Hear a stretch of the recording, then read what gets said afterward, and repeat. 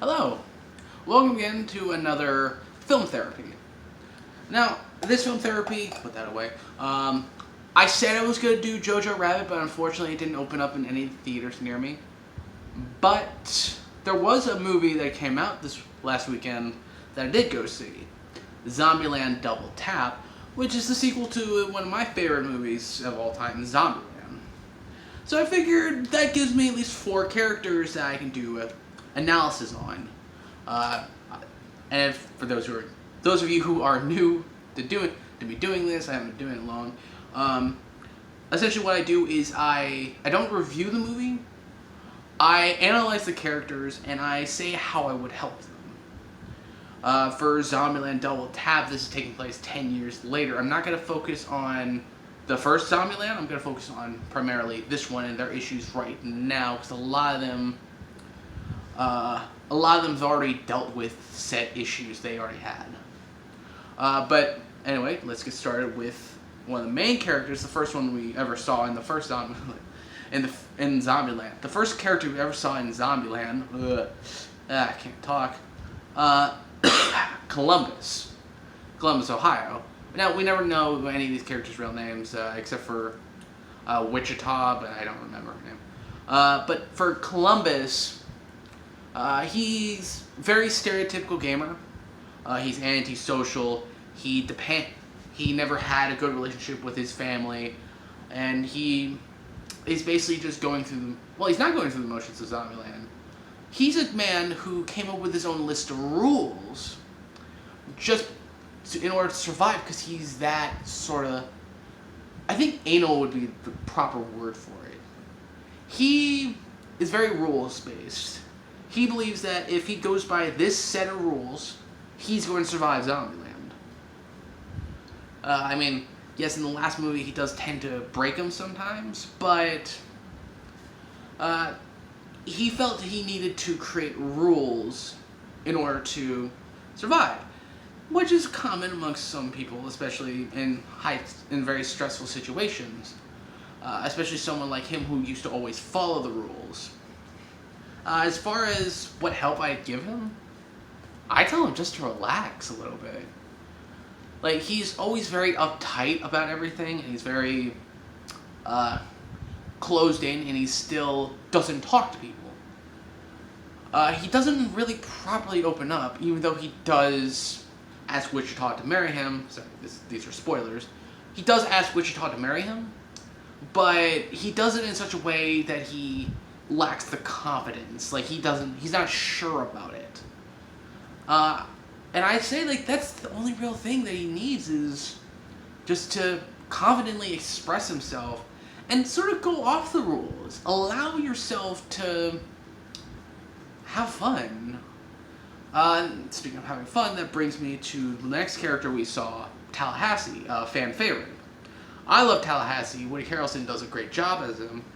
But Tallahassee's one of those characters that I think is perfect for this. First off, he's dealing with the loss of his son. And he's done this by sort of turning Little Rock into his child. Sort of, which I mean, they've been together 10 years, so he automatically kind of becomes his child. But he treats her like a daughter. But the thing is, he's very overbearing with her. He's very protective. He doesn't want her going off on her own, doing her own thing, same as any father would. Now, another thing is that he sort of psychotically turned the zombie apocalypse into his own little playground, which allowed him to sort of do whatever he wants, from going to Elvis's home, to having Twinkies, to having these giant vehicles with machine guns on them, and firing guns all the time. He is supposed to be the representation of Florida. And that's a completely different video further down the line, where I do an entire therapy session with the entire state of Florida. God help me. But what I would recommend for him, well, he's, like I said, a lot of these people have accepted their lives and are happy doing what they do. I say maybe go through some anger management treatments, like not like he always likes to blow off steam, which is all right. As far as Tallahassee goes, he's surprisingly kind of healthy, especially with the circumstance going on. I mean, Columbus, OCD, his constant asphyxiation with rules, Wichita, abandonment issues, Little Rock. Oh, Little Rock's also one. I'll get to her. But as far as Tallahassee goes, besides maybe some anger management issues, he's the healthiest mentally out of the group.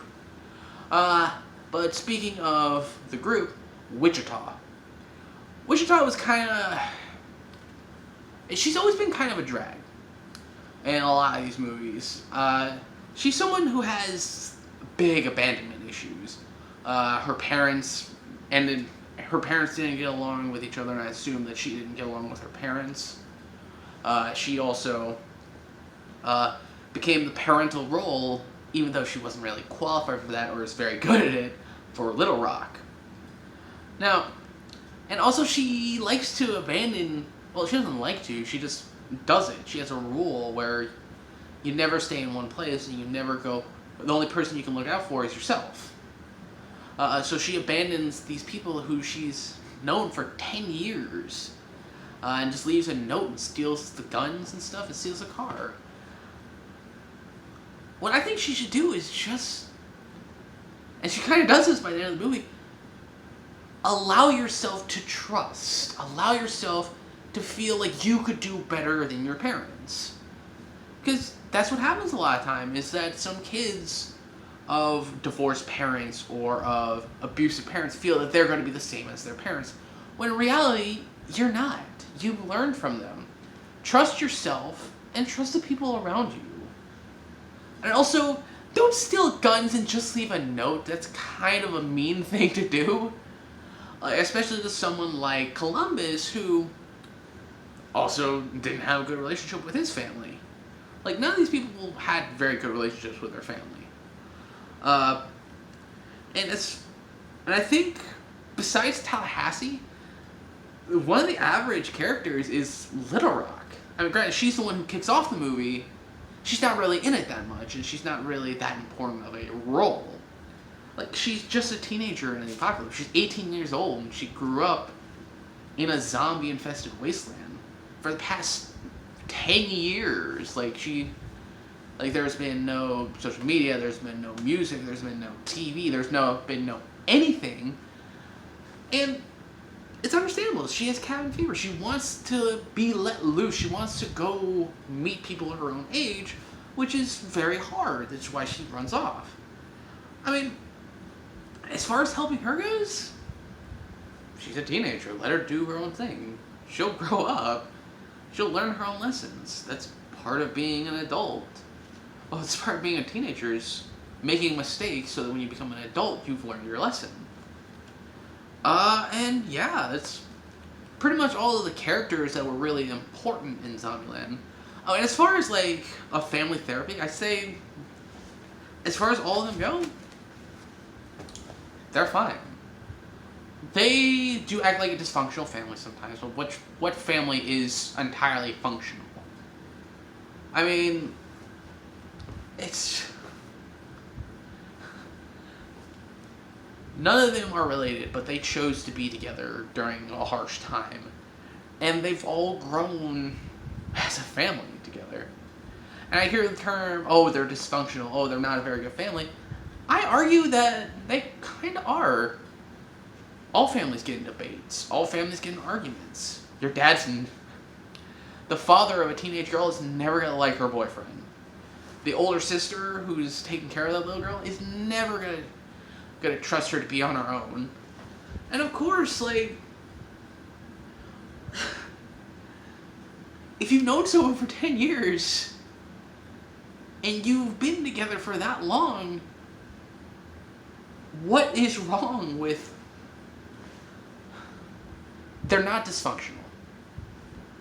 They're just a family. That's all I have to say for this video. As far as movies go, I'm not sure what to do next. Maybe Addams Family? The new one that just came out. Maybe wait until Jojo Rabbit. Or if there are any movies you would suggest for me to see, comment down below. But anyway, I hope you enjoyed this video. I hope to bring you another one of these soon. But yeah, remember to have a good day, a good night, and a good rest of the week.